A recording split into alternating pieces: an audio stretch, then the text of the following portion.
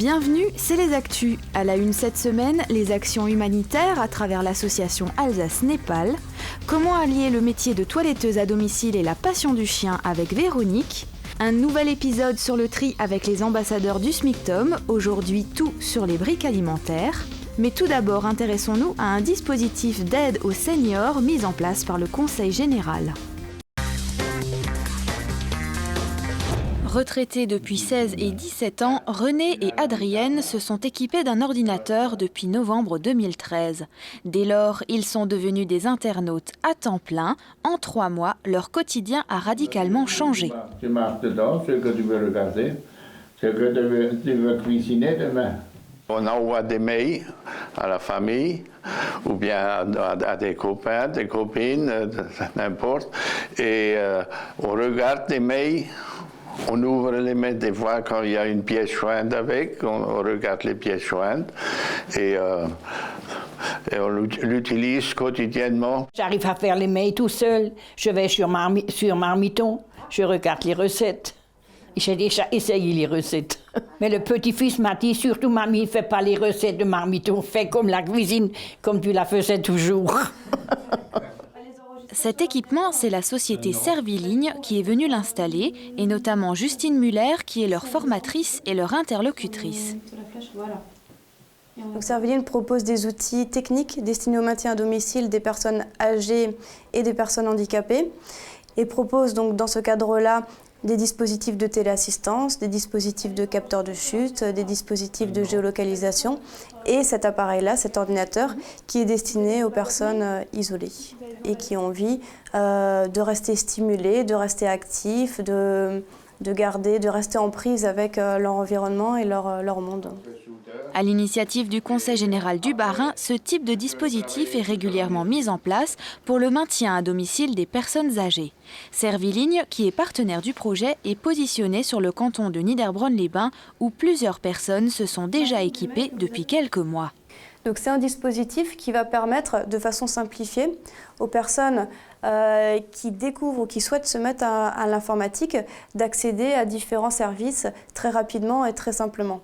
Alors il est simple pour 2 raisons. La première, c'est que l'écran est très épuré, que les touches sont grosses et donc très visibles pour les personnes qui ont des difficultés de vue, et qu'il y a également un service qui est associé à cet ordinateur avec une équipe en fait qui est joignable en 7 jours sur 7, 24 heures sur 24 pour répondre aux questions, répondre aux difficultés, être là en cas de panne, et des acteurs de proximité qui se rendent sur les domiciles pour accompagner physiquement les personnes et organiser aussi des rencontres entre les participants.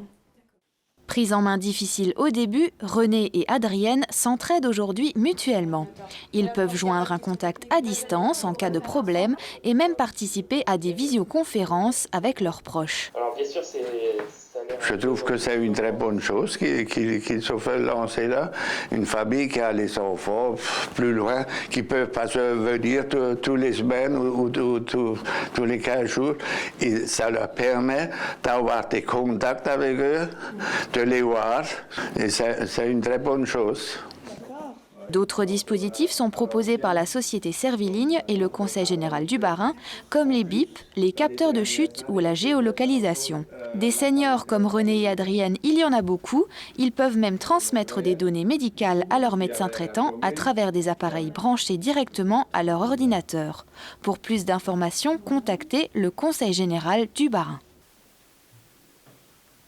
Voilà, et là vous avez la recette. Des milliers de mètres nous séparent du Népal, aussi bien en distance qu'en altitude. Mais l'association Alsace-Népal réunit Katmandou et les Vosges du Nord. L'ONG est née en 1986 dans le collège de l'Outre-Forêt. Une classe locale voulait partir, mais la mousson emporta l'établissement de leur ami népalais. La reconstruction fut le premier projet avant les actions pour faciliter l'accès à l'éducation. Puis progressivement, on s'est rendu compte que des établissements manquaient de professeurs. Donc nous avons soutenu des établissements pour payer des professeurs supplémentaires. On a aussi participé à la formation de professeurs. D'ailleurs, il y a un projet actuel de formation de maîtres qui est en cours. Parmi ces actions, Alsace-Népal a cofinancé des maisons d'accueil.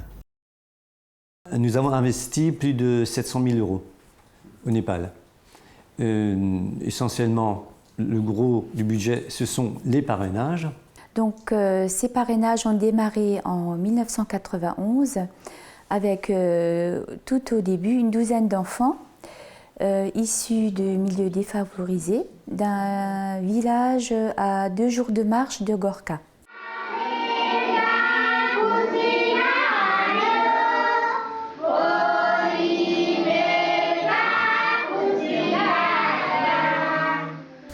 Il y a quelques années, 50 enfants vivaient dans les maisons d'accueil. Aujourd'hui, ils ont grandi. Eliane a rejoint l'association il y a 3 ans, à la suite d'un voyage. Et là, j'ai eu le plaisir de rencontrer tous ces enfants sur place. Donc la majorité sont venus nous rejoindre le jour où on a passé toute une partie de notre journée à la maison des enfants. Donc il y avait des anciens qui maintenant sont ingénieurs, pharmaciens, infirmiers, enseignants. On a rencontré aussi des guides de haute montagne. Les jeunes du village Gurung sont actuellement guides et ont créé une agence de trekking à Katmandou. Et ce sont eux qui organisent nos voyages lorsque nous arrivons. Pour le côté humanitaire, Sanjay est en relation avec l'Alsace. C'est lui qui gère les projets, mène des enquêtes sur les besoins et signale les éventuels problèmes.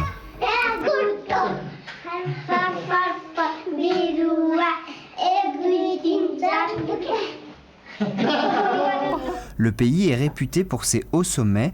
À sa frontière, l'Everest, l'association profite de cet atout pour sensibiliser les grands randonneurs. Nous leur donnons quelques conseils sur ce qu'il faut voir ou un certain nombre de membres de l'association les accompagnent et on en profite, comme je le disais, pour montrer ce que nous faisons, soit au début du trekking, avant le trekking, soit au retour. Les projets ne manquent pas, salle informatique, bourse d'études et le prochain voyage en novembre. Pour tout savoir, Alsace-Népal édite une revue. Toutes les coordonnées et les photos sont sur le site alsacenepal.wordpress.com.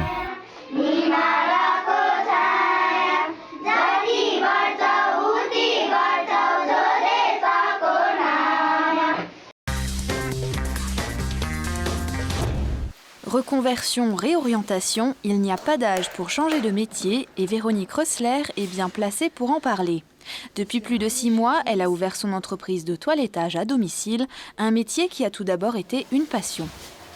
C'est une vocation et c'est grâce à mon chien. Donc il va avoir 15 ans, c'est un petit schnauzer nain qui s'appelle Pyrrhus.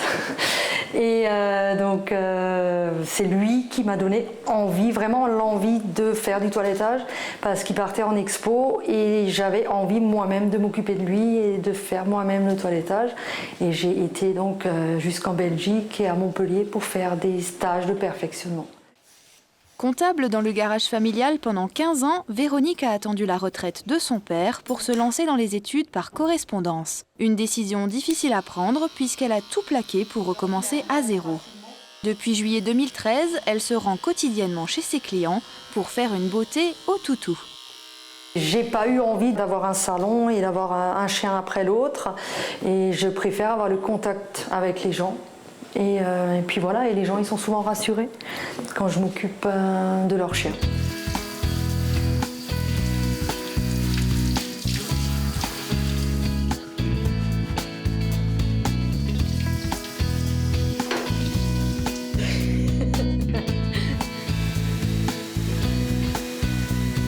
Jusqu'à présent, Véronique a su développer un réseau de clientèle qui lui permet de faire de sa passion un métier, même si c'est encore difficile. Mais cela ne l'empêche pas d'avoir des objectifs. Si l'avenir me le permet, ce sera avec une camionnette aménagée ou toujours pour garder le contact avec les gens, que les personnes à proximité donc des domiciles, pour que voilà, je puisse toiletter avec l'inconvénient en moins, on va dire, que les gens n'aient plus les poils dans leur maison, quoi, voilà. Que ce soit dans une camionnette, voilà. Mes projets.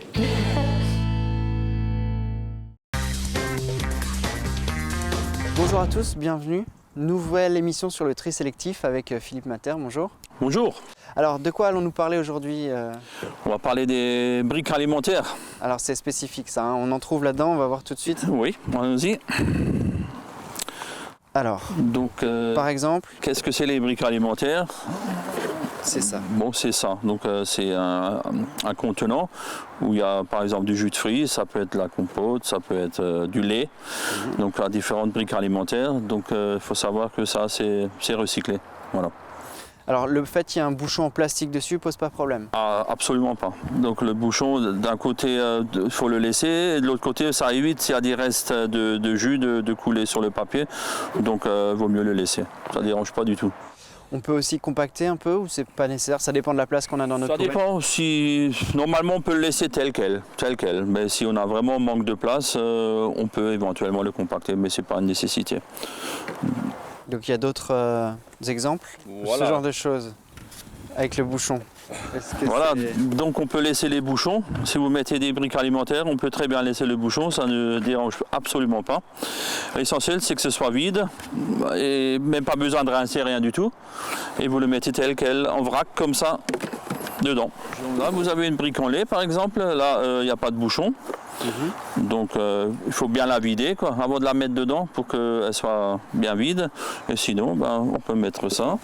Donc à l'intérieur il y a de l'aluminium, ça devient quoi après? Comment c'est trié? En tant que carton, en tant qu'alu? Je vous explique, donc c'est ramassé, c'est dans les centres de tri, c'est ramené dans les centres de tri, et là c'est séparé du papier, du carton. Donc ces briques alimentaires, après ils vont dans un circuit séparé, donc ils sont mis en balles, ils sont rapportés à l'usine de recyclage, et là elles sont broyées en petits morceaux. Donc tout fin. Après c'est dans une cuve où il y a c'est mélangé. Et après quand c'est une fois mélangé, on arrête la cuve. Et donc tout ce qui est aluminium ça descend en bas. Tout ce qui est plastique ça monte en haut. Donc avec un bras on le récupère et entre les deux il y a le carton. Donc c'est un procédé spécial pour le recyclage de tout ce qui est briques alimentaires. Et donc après ça part dans les filières de recyclage? Exactement, tout ce qui est aluminium, il n'y a pas grand chose, à peu près 5% d'aluminium, il y a à peu près 65% de carton. Et l'aluminium, on fait des lingots avec, donc il en faut beaucoup quand même. Et le carton, on refait du papier, de la pâte à papier, on refait du papier, du carton, du papier de toilette par exemple. Avec une brique on peut faire un rouleau de papier toilette par exemple. Et en plus, on fait des économies d'eau quand c'est recyclé et on fait une économie de CO2, donc c'est tout bénéfique pour l'environnement. Voilà, vous savez maintenant quoi faire avec ces briques alimentaires donc, qui comportent du plastique, du carton et de l'aluminium qui partent dans les filières de recyclage. Tout bénéfice pour l'environnement. On se retrouve bientôt pour un autre sujet. Ça marche. À bientôt. Au revoir.